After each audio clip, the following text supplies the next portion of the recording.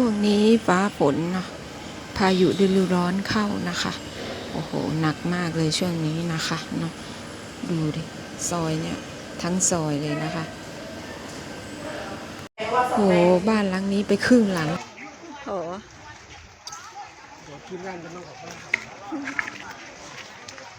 อันนี้ค่ะ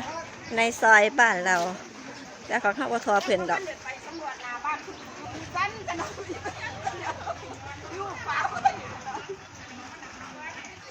มันคือล่องในคาใส่เขียวมันหมุนเลยบ่ล่ม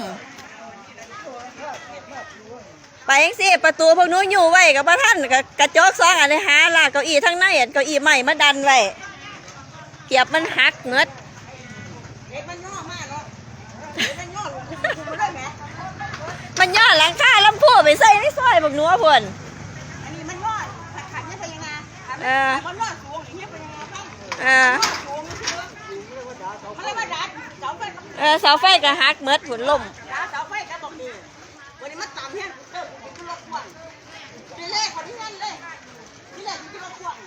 หมดซอยเลยความเสียหายวันนี้บ้านนั้นสูงซอยปลาหวายซอยลำพูจ้ะหนักสุด